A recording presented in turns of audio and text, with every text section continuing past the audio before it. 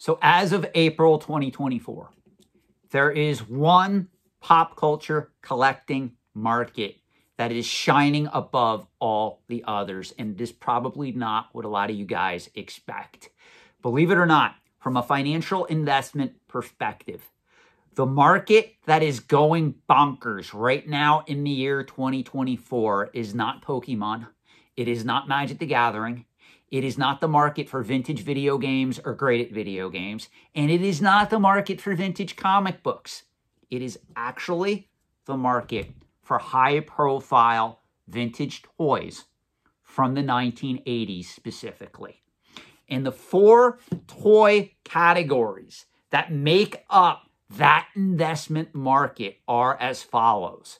The market for vintage Star Wars, the market for Masters of the Universe, the market for G.I. Joe, and the market for Transformers. Now, I know some of you out there like to collect and invest a lot of the more esoteric toy lines from the 1980s, toys like Thundercats, Mask, Battle Beasts, or even coming out later towards the end of the 1980s, Teenage Mutant Ninja Turtles. Now, if we're going to have a candid discussion here, you need to realize that Star Wars, G.I. Joe, Transformers, they have a lot more staying power than a lot of these other toy lines. Even when we look at Masters of the Universe. Masters of the Universe is a really memorable toy line from the 1980s. I really don't think, though, Mattel's going to be able to suck younger collectors and enthusiasts in that market over the long term. So that's the market that I am most cautious about. But make no mistake, if you break down the amount of money flowing into this particular market and what toy lines they are going after, it's pretty much the market for Star Wars, Masters of the Universe, G.I. Joe, and Transformers. And I'm going to give you some price analysis here. And believe it or not, the particular pieces that I picked out to show you an example of each of these particular toy lines are not the highest prices achieved in a lot of these toy lines. I'm just using this as an example.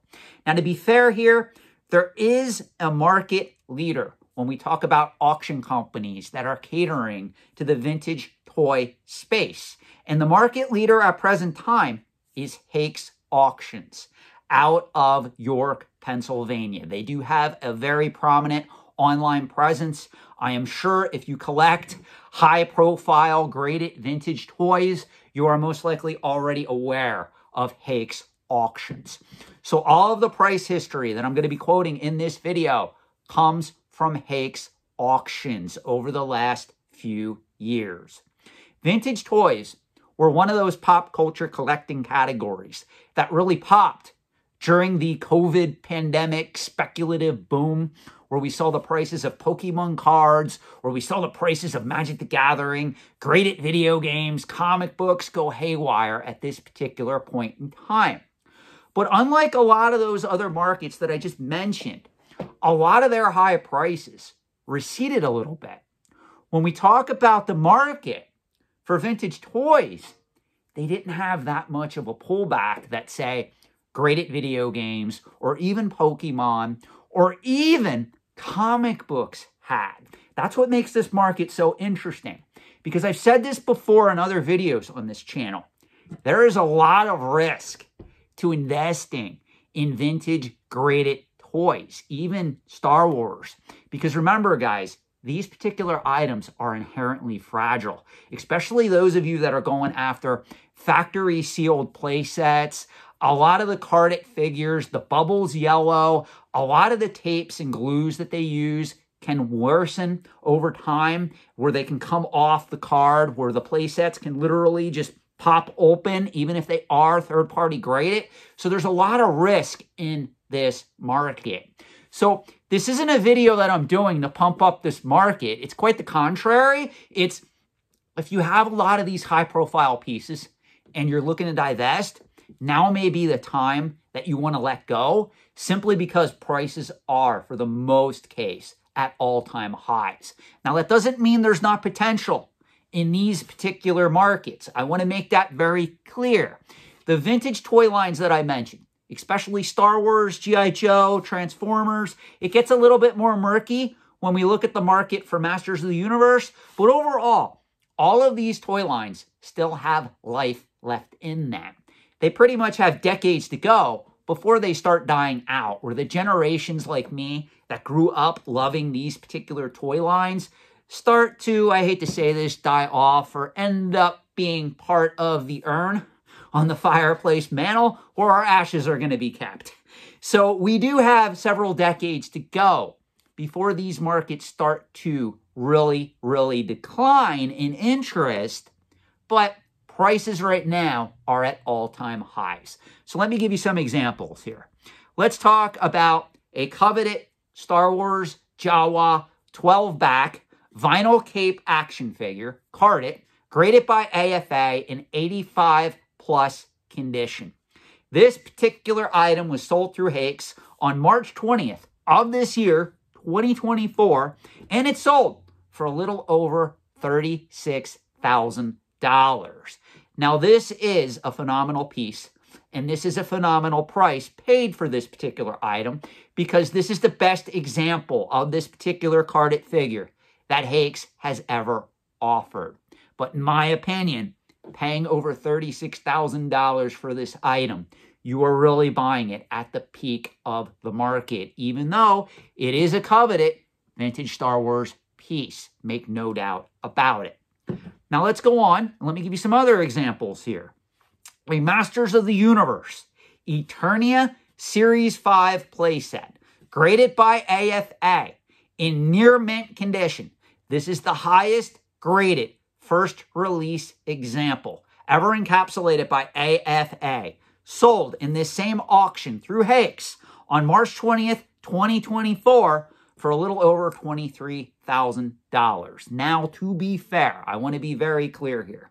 If you've ever seen the box for a Masters of the Universe Eternia playset, it is gigantic. I cannot imagine encapsulating a piece like this with acrylic plastic. The folks at AFA, though, managed to do it. And again, the piece is in AFA 80 condition, which translates to near mint condition on the grading scale.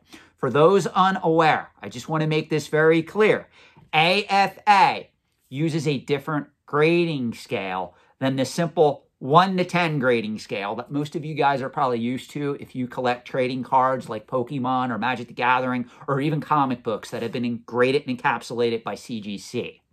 So when we look at the grading scale for vintage toys, and you can check it out online, all you got to do is type in AFA grading scale and it'll come right up. The grading scale for toys is a little bit different. It actually starts at the grade of 10, which is very poor, and goes all the way up to 100, which is considered gem mint.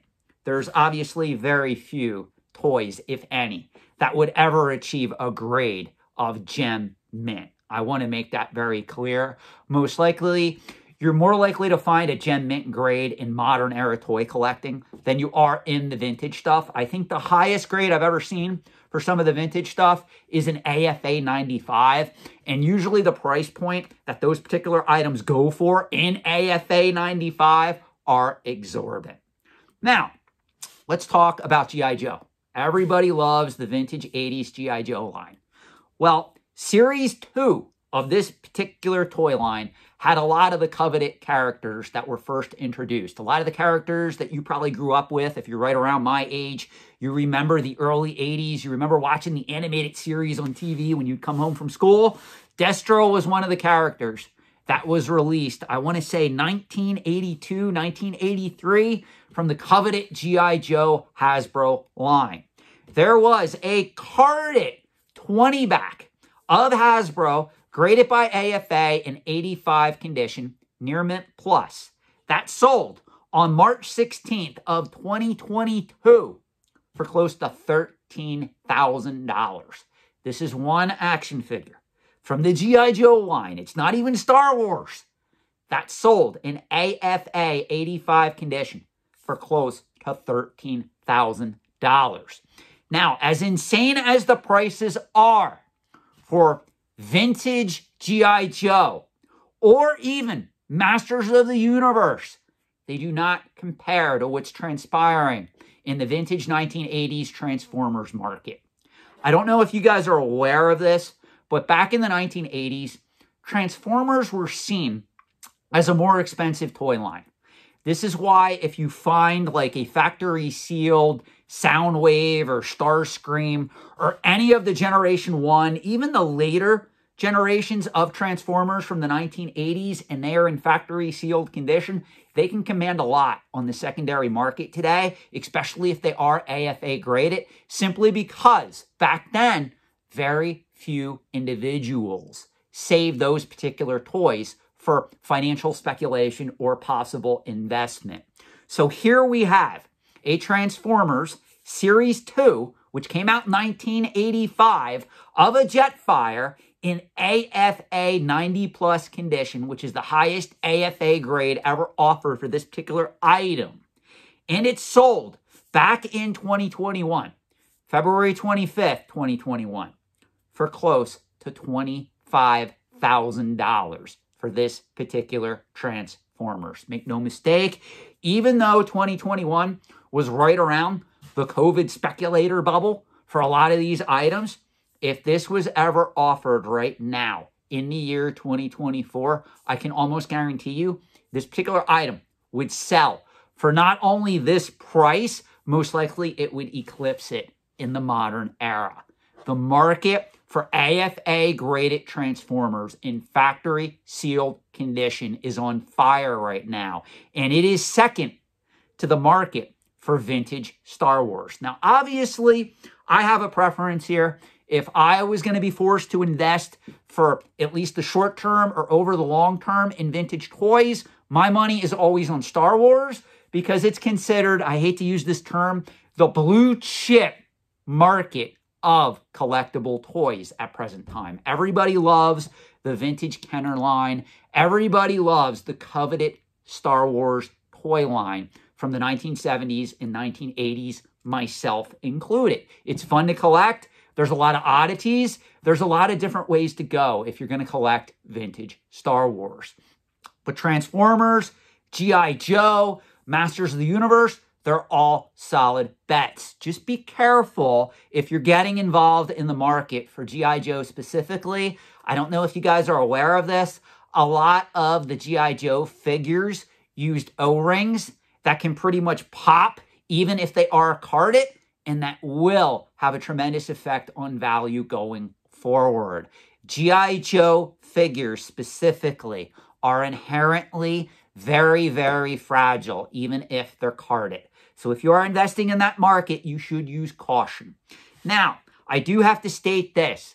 Vintage toys are extremely fragile. For instance, I'll just pick on the Masters of the Universe Eternity playset that sold for a little over $23,000. I personally would never buy an item like that because, number one, it is very big, it is very bulky, and number two, the tape that is holding that particular playset sealed can come undone at any given time. Because remember, guys, this particular item was released in 1986. We are talking this particular item sat somewhere for decades upon decades, where eventually that tape is going to dry out. And as a result, this particular item is not going to be factory sealed anymore. And when that happens, it's going to cause a lot of financial damage to this particular individual who paid all that money for this particular piece. This goes without saying. Vintage toys are inherently risky when compared to vintage graded comic books or vintage graded Pokemon cards or even vintage graded Magic the Gathering cards. If you are investing in this market, be cautious as to where you place your investment dollars. I tend to like a lot of the loose, scarce figures if we're talking about investing in Star Wars. I also like proof cards. I do not like carded items, and I do not like factory sealed play sets for this reason.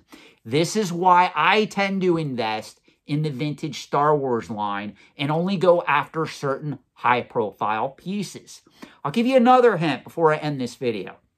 There's a lot of people that will invest in high-profile Star Wars action figures. Be very careful if you are going after any of the figures that are white in color.